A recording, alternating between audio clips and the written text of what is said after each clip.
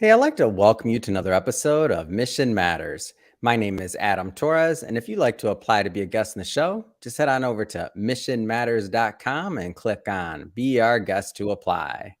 All right, so today is a very special episode. We're bringing Tim Kintz back on the show. Tim is the president of Kintz Automotive Group. Tim, welcome back to the show. Great to be here. Thanks for having me. It's my pleasure. All right, Tim. So got a whole lot to talk about today. So of course, we're going to talk about Kintz Group and all the work that you're doing there with dealerships and automotive groups. And then, of course, we're going to be talking about the upcoming book that will be launching. I'm really excited to have you in that book. For those that maybe have caught some of the previous or haven't caught some of the previous episodes I've done with Tim, he's also the author of Fearless, Leading and Managing Unbreakable Teams. And he's also the author of Frictionless, Closing and Negotiating with Purpose. So we got an expert in sales on the line, and we'll get this episode started, Tim, the way that we start them all. I already know you know the drill, with our Mission Matters Minute. So, Tim, we at Mission Matters, we amplify stories for entrepreneurs, executives, and experts. That's our mission. Tim, what mission matters to you? Really helping salespeople and leaders really achieve their potential. I think so many people have more potential. I think so many people want to get better. I just don't know if there's the leadership out there to help leaders of leaders and leaders of followers. And, you know, being a guy that started out washing cars and worked my way all the way up to running a dealer group, I know how tough it can be, especially in the sales industry. No matter what you're selling, you know, you get kicked in the teeth on a regular basis. We fail often more than we succeed, and having somebody out there that's going to give them tips, that's going to lift them up, that's going to give them the hope that there's more out there that they can keep getting better. That's ultimately, man, that's what we're trying to achieve at Kintz Group. So I wanna stick in those early years a little bit longer, because I feel like, you know, a lot of people, especially those that may be getting started in sales at this point in their career, they may feel like they're supposed to have it, you know, all figured out. As you were kind of progressing through your career, I don't know how far back you want to go, whether it was to washing the cars or beginning to sell them, or, you know, working in management, but like, how did you know that like this idea of sales was something that you could learn, that you could get better at, and that it was, you know, a real skill, not something that you just tried? Man, it takes a while. You know, I can't tell you how many times in my first probably 2 to 3 years, maybe a little more than that I came in thinking, you know, I need to find a new job, looking in the classifieds for other jobs. Man, I don't know if sales is for me. I mean, that self-doubt runs through everybody. And looking at, man, maybe I should drive a truck for UPS for a guaranteed income because I was on 100% commission, and maybe I didn't make a lot of money. Maybe I was going to go, heck, I remember going and interviewing to be a police officer because I thought that would be a better guaranteed income on a regular basis. And then it's at a certain point, if you have that drive, if you can push through the pain, through the failures, if you can embrace failures and learn from them, then there'll be that aha moment. It'll be that paradigm shift where you're like, you know what? I'm going to get better. I'm going to stick to this. I can do this. And then once you have that mindset that you're committed, I always say that in sales, you've got the chicken and the pig, right? Well, when you sit down and eat breakfast and you got bacon and eggs, who's more committed to that breakfast, the chicken or the pig? Yeah. Right? Obviously, chicken just donated, the pig's all in. Well, once you get committed to being that pig, being all in, that's when you can really level up. That's when it becomes a career instead of just a job. Right? Job stands for just over broke. You're going to be living paycheck to paycheck as long as you treat whatever you're doing as a job. If you look at it as a career, now you're looking past 1 week. You're looking past this month. You're looking long term on where you want to be. You have a purpose every day when you come in. And I think it took me 3 or 4 years, and it took me having the right managers and leaders around me. And once that happened, it was just something once you get in, you can't get out type of thing if you're good at Yeah. it. Yeah. And going to that idea of leadership within the sales side of things. So there's going to be, one side of the coin that are, the people that are doing the sales themselves, and then the leadership side, which you mentioned, training leaders of leaders, right? Like, how do you know if that kind of leadership route, how do you feel if that's for you? Like, is there any signs you see? Sacrifice. Hmm. Do you have it in you to really sacrifice the good of you for the good of your people? Right? Hmm. Because everybody's not that way. It's like in sports. Mhm. A great player doesn't make a great leader. I mean, if it was in the corporate world, in sales, so often we promote our good salespeople into management. Well, because they were a good salesperson, Yeah. so they must be a good manager. Well, they're totally opposite mindsets. And I mean, if that was the case, the Kansas City Chiefs today would announce that Patrick Mahomes is going to be the head coach of the Kansas City Chiefs. Yeah. Mhm. Well, they would never do that because they would lose results on the field, right? Mhm. Maybe he'd be a great leader, maybe not. But often great leaders aren't necessarily the greatest top producers. Mhm. Often they're the ones that understand that it's about the people, right? And it's about the process. And everybody's not going to be a superstar. My job is to help you be the best you possibly can. And it really comes down to, are you willing to give more than you get? Yeah. And one of the things that you brought up is the idea of sales as a career. Can you maybe expand on that a little bit more? Because I'll tell you, when I started in sales, right out of college, I was thinking to myself, like, this is something I'll just kind of try. I didn't think of it as a career. I didn't actually even know it was a career, honestly. I was in the mortgage business. I just started, right out of college, and I'm like, oh, this is a good way to make some money. And I was just hooked at a really probably early point when I realized that, this is something like special. It's something different. To me, it was like a superpower. I'm like, wow, this is like somebody can tell you maybe no at first, but then that can be turned to a yes with a little bit of education or with a little bit of, and you can do a lot of good with people, but how many people are going to go past that first no? And so to me, I always looked at it, and I still look at it, it's kind of like a superpower to me. And it is a game of sorts as well. But especially when you're providing value, like if I'm providing value to the other person's life, which that's a given, then I feel like there's just so much that people can do good through sales and through that. But maybe talk to me a little bit about, that idea of sales as a career, like elaborate on that. Yeah. I think there's a lot of things that go into sales, kind of like you said, that you have to believe in your product, right? Yeah. No matter what you're saying. And if you believe in your product, then it's almost the mindset of, we joked around, called the Arkansas close, but where you'd be an idiot not to get this product. I mean, you're not an idiot, are you? Not that you say that, Yeah. but that's what your belief is, that you're crazy not to get this. You've done your research. You have a need. My job here is to help fulfill that need. And I'm passionate, and I believe that, yes, this is the right car for you. This is the right furniture. This is the right product for you. And I think you have to believe in it so much that you're willing, you're willing to convince that customer. Obviously, we're there for the customer, and you want to do the right thing for them. The money's going to follow. I think if you get in sales and all you're doing is chasing the money, then you're setting yourself up to fail, because you're never going to catch it, right? It's always going to be elusive. But I think if you think of the customer first, if you're thinking delivering an exceptional experience with every customer, then you can be great at sales. It's the old saying, are great salespeople made or born? Yeah. Obviously at some point they were all born, but I think, yes, there's characteristics in people that make them better at sales. Maybe it was their environment growing up, who they hung around, what they've been exposed to. But I think not everybody. Okay, so you can leave all the comments out on, well, I know lots of people that would never be good at sales. Look, there's a percentage that would never be good at sales.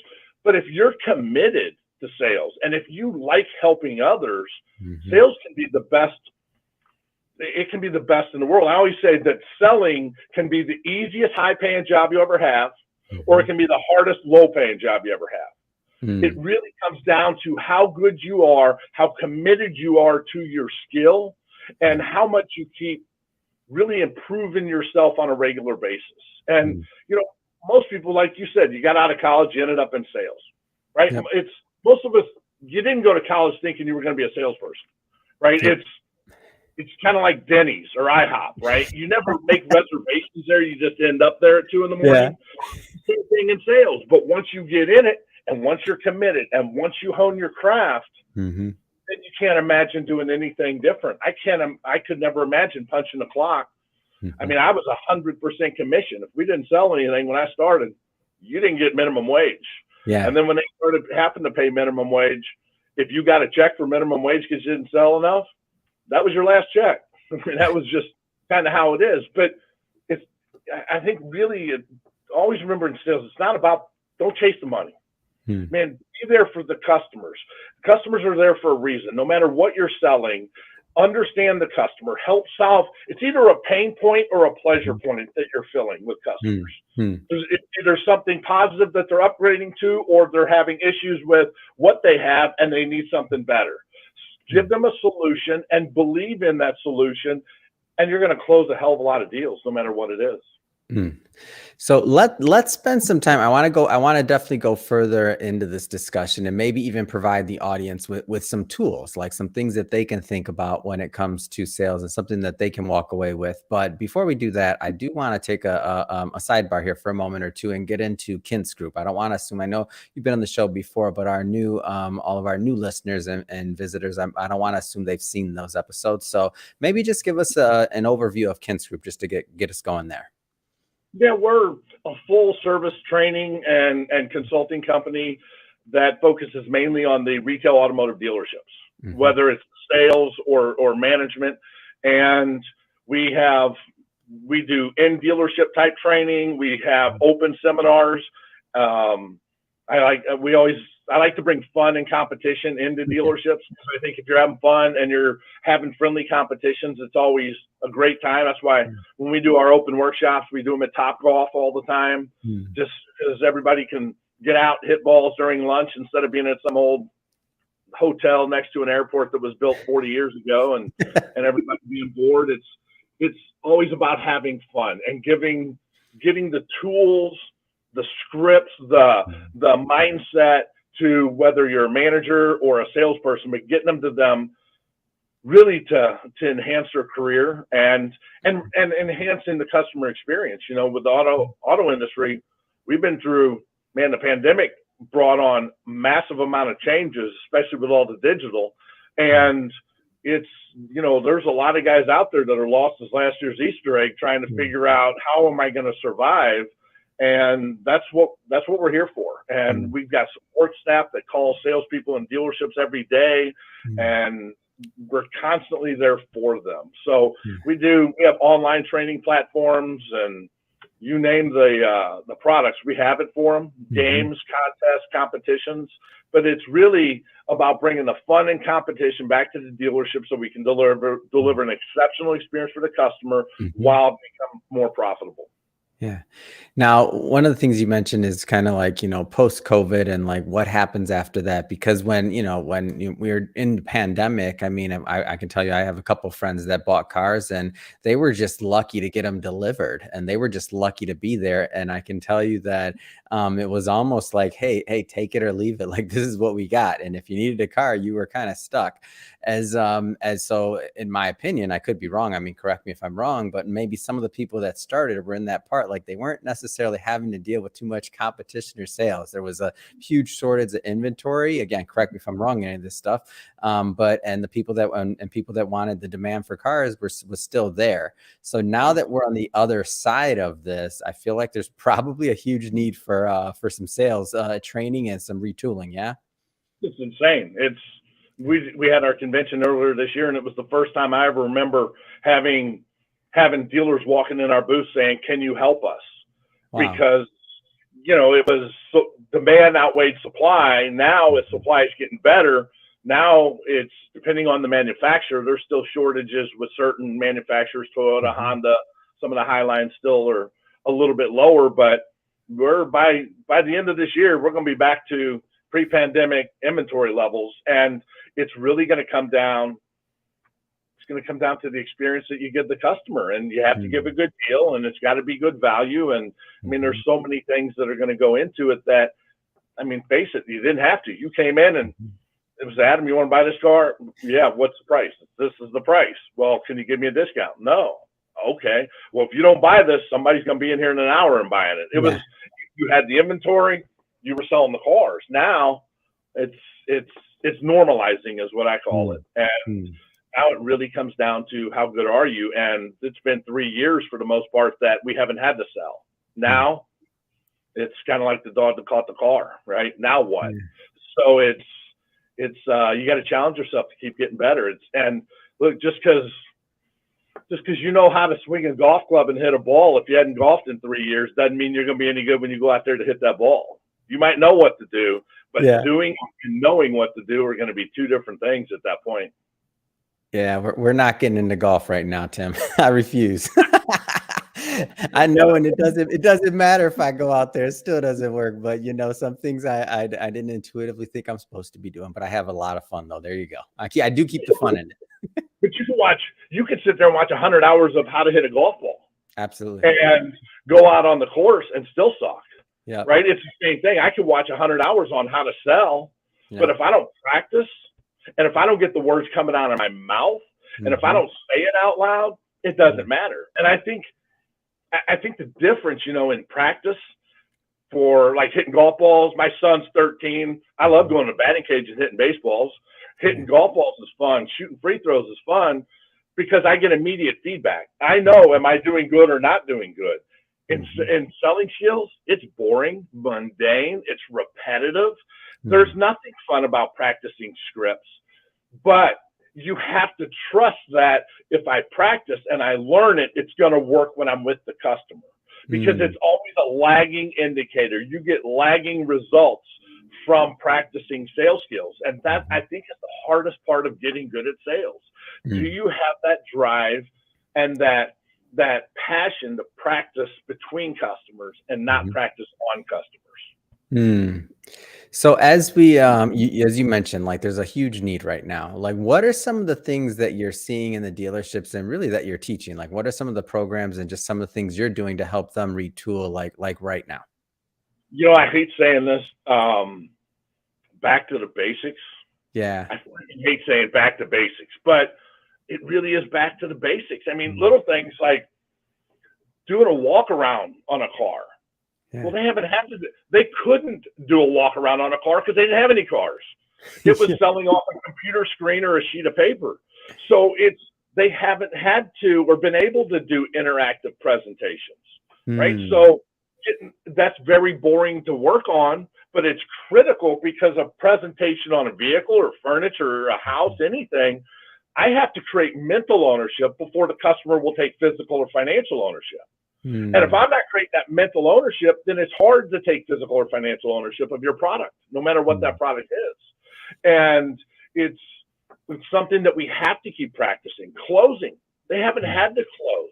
They haven't had to overcome objections to the customer saying your price is too high, or I can get it at a dealership for $500 less down the street, right? That hasn't been part of what they've dealt with. Now they're going to have to deal with it. Interest rates. Interest rates have tripled. Now all of a sudden they're going to have to deal with higher interest rates and higher payments. It's just a math problem at that point. But even though it's just a math problem, there still has to be that mental ownership, the buy-in. A customer needs to want to buy my car or my product more than I want to sell it. That's one of the golden rules of negotiating. Is they need to want to buy it more than you want to sell it. Not that you don't want to sell your product, but I need to create that desire from the customer. And I think things like walk-arounds, closing, overcoming objections, focusing on the logical part in the negotiation and not being emotionally attached to the deal, right? Those are all things that are so critical as salespeople and management. Quite frankly, look, management lost its mojo. Managers being involved in deals and having to do one-on-ones and hold training, right? I haven't had to hold training because the hell was I training on as a manager? So all the skill sets with salespeople or managers So, Tim, I want to, we're not going to talk about this too much today because, well, for everybody watching this, just so you know, we'll be bringing Tim back onto the show for a second part of this two-part interview. But we got a book coming up together, which I'm really excited. We've been working on this, I don't know, the past year now, I believe. But it's coming together. I'm really excited. We're not quite out yet, but we will be pretty soon. And then we'll bring you back on the show, of course. But speaking high level, what are some of the things you plan to present in the upcoming book? It's really leadership, Mm. right? And how to really maximize everybody's potential, right? Because that's always the hard thing. It's, we always hear that you can't find good people. It's hard to hire good people, and that's true. It's hard to hire good people, and it's hard to find good people. Mm-hmm. But a lot of us have good people. We just haven't spent the time to develop good people, right? Are they good people? Yes. Are they good salespeople or good employees? Maybe not. How do they become that way? Training, right? It's like John Maxwell always says, how do kids spell love? Time. How do our people know that we care about them? Time, right? And it's really all about how do I spend more time with my people, and not just spending time, not just to check a box that, yep, I spent time with them, but is it quality time? I have managers ask, how do I know if I do a good one-on-one? How do I know that it was effective? It's simple. Is that salesperson or whoever I did a one-on-one with, are they better at the end of it than they were at the beginning? And I think that's things we have to look for, because it is hard to find good people. It's hard to get people right now. There's a lot of people not working. There's a lot of people that already have jobs. How do we attract them? And then once we attract them, how do we retain them? How do we keep them there? And not just keep them there, but how do we keep them motivated? Right? How do you motivate the unmotivated? And it's just look around, man. Go out to restaurants, go to stores right now. How many people are you interacting with that aren't motivated? The service, you feel like you're interrupting them to order your dinner. Yeah. Right? I see that really as an opportunity for businesses and leaders that want to gain market share and dominate right now.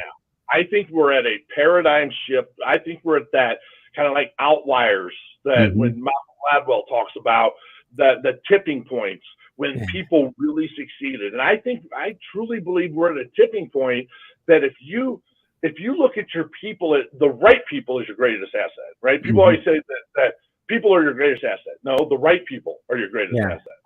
It's not just having warm bodies, but I truly believe that if you stop managing your department, stop managing your company, and start managing the individuals within your company, that's when you're going to gain market share. That's when you'll dominate your industry.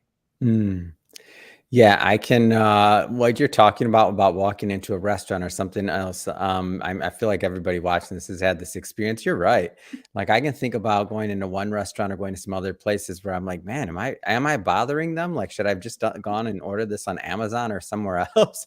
And then going into some other stores or some other places, even restaurants, and you get this other experience and you're like, oh, this is why I still like going out to eat. This is the experience. This is what, so who's going to get my business, one versus the other, especially long term? It's obvious, right?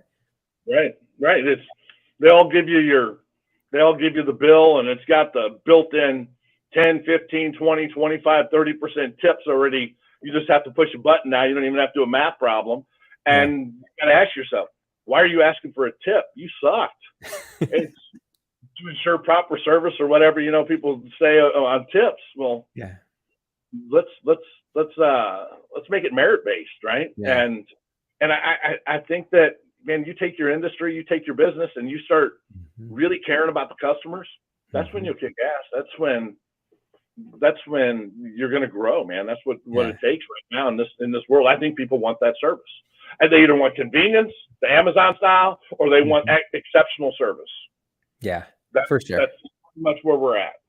All right, Tim. So I can't let you get off the line without us talking about fearless and frictionless. So let's got to get some plugs to the book there, because they're definitely, I want my audience to pick them up. We'll be putting links in the show notes too for these books. So maybe tell us a little bit more about them, please. So frictionless, Closing and Negotiating with Purpose. It was my first book. It was an Amazon bestseller. My timing sucked on it because it launched at the convention February of 2020, and it's about face-to-face selling and closing and negotiating. And then, pandemic hit and we couldn't sell face-to-face. But it's focused on the car business, but the principles in there, the golden rules in negotiating, all that applies no matter what the industry is. If you're in sales, the words may be different, but the techniques and the mindset and strategies are all the same. And I think to me, it's one of those books that you're going to be highlighting, underlining, you're going to have it dog-eared and using on a regular basis. I think it's a must-have for people in sales. And again, if you're not in the car business, it still applies. 100% doesn't, but 75% of it's going to apply no matter what you do. Yeah.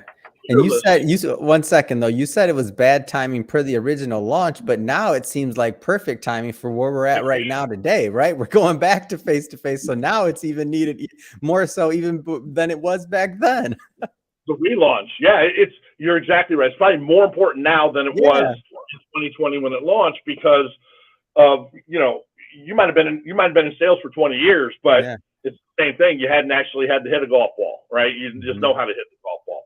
Same mindset. It's there. It's got all the tools to get you back on track, and then if you're new, to help you get on track, to know what to do. So now, unlike then, there's this opportunity to take some real market share, because those that aren't doing things like this or aren't retooling their leaders or their sales skills or all these other things, like you have an opportunity to gain some ground too. Oh yeah, absolutely. All right, frictionless. Let's get into that one. Fearless. Frictionless was closing, negotiating. Fearless is leading and managing unbreakable teams. Originally, I wanted to write Fearless first because I got to fix management before I can fix salespeople. The only reason I did Frictionless, the closing, negotiating one, was because the need for salespeople and to have real tools on closing and negotiating was greater than managers' need for being better leaders. I mean, they both kind of are important, but I wanted to get something in salespeople's hands in case they didn't have good managers or good leaders. Fearless, though, this is that management and leadership Bible to me. This is there's not a lot of platitudes, not a lot of characteristics of a great leader, and there's a lot of great books out there on leadership, and I love them and I read them and I get it, but so often they're not necessarily real world, right? It's okay, I understand how these characteristics are so important for me as a leader, but how do I handle that when I show up in the morning and I got 48 emails, I got 3 upset customers, I got an owner screaming at me, I got a salesperson called in sick because his daughter's sick, got 2 guys there that are hungover, I've got the service manager screaming at me because we got used cars that need to get fixed, and now I'm supposed to have good character, right? And yes, we are, but this is more of your day-to-day, how do you become that great leader? It's all about really 4 key skills for managing. Is you need to be able to lead, manage, train, and coach. How do you lead people? You manage things, you train for knowledge, and you coach for skills. And that's really, those 4 areas in any industry as a manager or leader are critical. And I wanted to make it a real world book that when you read it, it's easy read, and it's for every manager out there that wants to motivate their team, really, because it's so, I think in the past, motivating people was just throwing a bunch of money at them, and that was going to motivate them. Everybody's not that way now, right? There's different things make people tick, and it's learning how to figure out what motivates each one of your people. You might have 8 salespeople, and all 8 of them have different things that motivate them. It may be, you may have a couple of them motivated by money. You might have a couple that are status. You might have a couple that they're really big in social stuff, and that's what motivates them. How do you tie that into their job so you can get them to level up, so you can motivate them every day when they come in? And that's really what Fearless is all about. It's great. Well, Tim, great having you on the show. Can't wait to have you back. Once our book comes out, we're gonna do a deeper dive into it. But for today, I just have to ask, I mean, what's next? What's next for you? What's next for Kintz Group? Well, we're staying busy. We're a lot of traveling, a lot of classes, a lot of workshops, but I'm in the process of working on book it'll be number 4 now Yeah. with the Mission Matters book. So we got 3 bestsellers. Now we got to get number 4 going. It's going to be more success, goal-oriented vision. It's going to speak to each individual on how they can achieve whatever it is that they want to achieve. Fantastic. And if somebody's watching this and they want to learn more about Kintz Group or to connect with you and your team, I mean, what's the best way for them to do that? You can go to kintzgroup.com. We've got all of our books, everything on there, a lot of articles and stuff, any of the YouTube channels. We have all the social media we're out there on, and just reach out to us and we'll communicate with you. We got a whole team of guys and gals that are here to help. Fantastic. And we'll put, of course, the website and all that good stuff in the show notes so that our audience can just click on the links and head right on over. And speaking of the audience, if this is your first time with Mission Matters or engaging in an episode, we're all about bringing on business owners, entrepreneurs, and executives and having them share their mission, the reason behind their mission, you know, why they do what they do, like what gets them fired up to get up in the morning and to go out there and to make a difference. If that's the type of content that sounds interesting or fun or exciting to you, we welcome you. Hit that subscribe button. We have many more mission-based individuals coming up on the line, and we don't want you to miss a thing. And Tim, again, it has been a pleasure. Until the next time we get to do this, thanks again for coming on. My pleasure.